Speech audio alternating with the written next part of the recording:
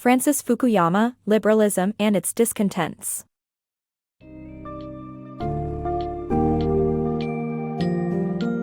In Liberalism and Its Discontents, Francis Fukuyama dives into the successes and failures of liberalism as a form of government. Analyzing the political and economic landscape over the past few decades, Fukuyama sheds light on the retreat of liberalism in recent years and the rise of a liberal populism worldwide. The book examines neoliberalism and emphasizes the importance of fostering a healthy relationship between the private and public sectors.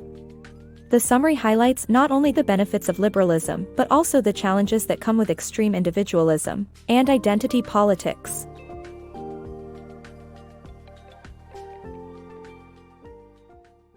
The Decline of Liberalism. Liberalism prioritizes individual rights, values property rights, and confers economic decisions autonomy. It promotes acceptance of pluralism while advocating for people's freedom. Liberalism has been the dominant government in Europe, North America, and parts of Asia since World War II. However, liberalism has been in retreat for over a decade, and political rights are being attacked globally. Leaders like Trump, Bolsonaro, and Erdogan were freely elected, but they assaulted their nation's liberal infrastructures. Trump, for instance, seeks to overturn the legitimate results of the 2020 U.S. presidential election. Liberal institutions are under attack all over the map, jeopardizing the progress made in promoting individual liberties and economic prosperity. The failures of neoliberalism. Neoliberalism, a result of economists from the Austrian School and the University of Chicago, has transformed liberalism's framework, leading to an extreme version of capitalism. This free market ideology, born in the 1980s under Ronald Reagan and Margaret Thatcher, and continued by Bill Clinton and Tony Blair, undermined the legitimacy of government role in the economy. The neoliberalism tenet purports that only markets can allocate scarce resources, and the public sector simply impedes efficient allocation. However, the 2008 global financial crisis proved that these policies were not beneficial for economic governance. The free market ideology turned into a destabilizing economic force, requiring liberal democracies' central banks and treasuries to inject huge injections of financial support into markets. Neoliberalism proved to be an irrational hostility to government and faulty prescription for economic governance, since free markets without regulation led to feeding frenzies for oligarchs.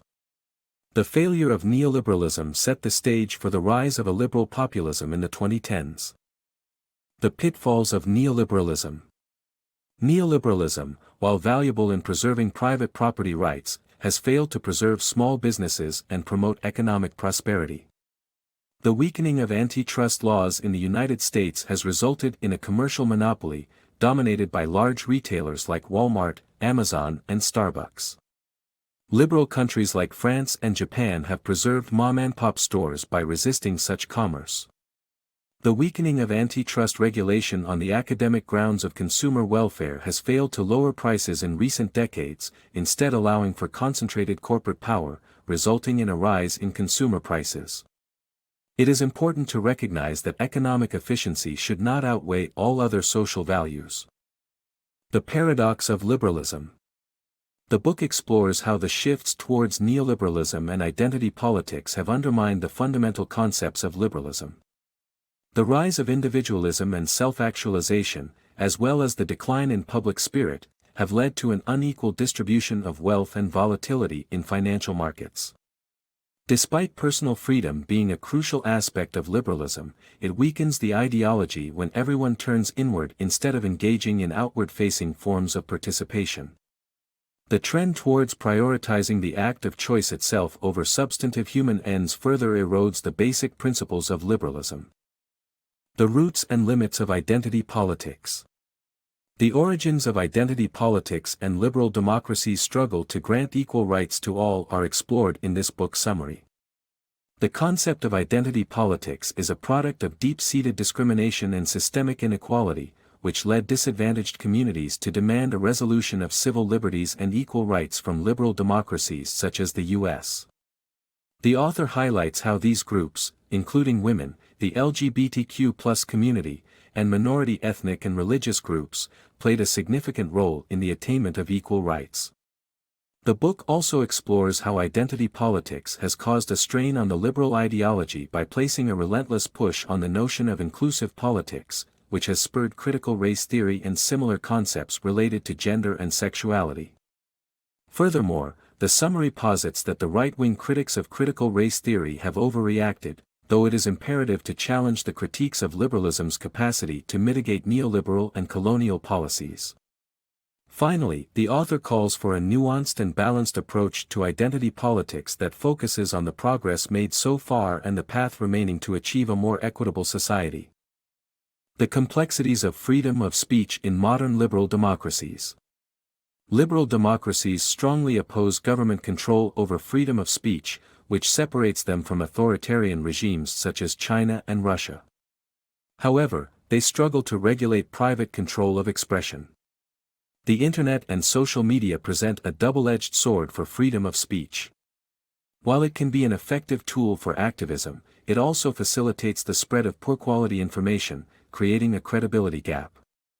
Furthermore, humans are not objective processors of information but filter news through their biases. Strongmen across the globe use control of traditional media to build their fortunes, consolidate their power, and communicate their messages. The rise of social media has intensified this credibility gap, allowing bogus conspiracy theories to spread more rapidly than the truth. Liberal democracies must adapt to the challenges of the modern age to safeguard their fundamental tenets. The future of liberal societies. Liberal societies must regain trust in government and balance federalism with basic constitutional rights to overcome gridlock and thrive. In today's United States, gridlock among government institutions has given rise to a vetocracy. This condition persists when institutions become so gridlocked that they can no longer perform basic functions like passing budgets, causing society to suffer. To thrive, liberal societies require some fundamental changes. For one, individuals must learn to trust their government again. The state has an essential role to play in liberal democracies, yet for many people, it has become a malign force beholden to shadowy influences. Progressives have concerns about the role of intelligence agencies like the CIA and NSA. Besides regaining trust in government, another crucial aspect of liberal societies is striking the right balance between federalism and basic constitutional rights. At its core, liberalism means pushing decisions down to the lowest appropriate level of government, such as cities and towns. However, this balance is increasingly murky, with major initiatives on healthcare or human rights being rolled out nationally while every state and city should interpret the federal law the same way. In the past, states' rights were used in the South to defend human enslavement and Jim Crow laws.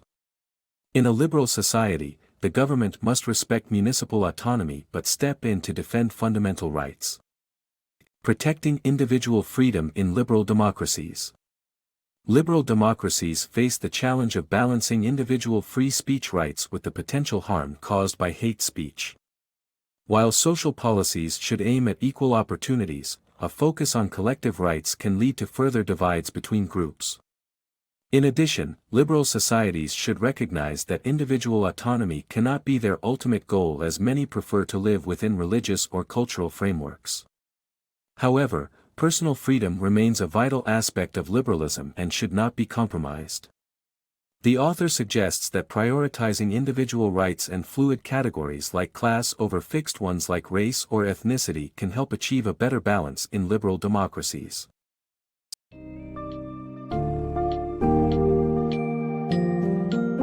Fukuyama's exploration of liberalism brings to light the need for change and consistency in liberal societies to maintain their effectiveness. Key takeaways include the importance of regaining trust in government, striking a balance between federalism and basic constitutional rights, and protecting freedom of speech. Furthermore, the book advocates for prioritizing individuals' rights over collective rights, careful handling of identity politics, and re-evaluating the goals of autonomy in liberal democracies. Ultimately, Liberalism and Its Discontents calls for introspection, dialogue, and reform in order to ensure that liberalism remains a driving force for progress and stability in modern-day societies.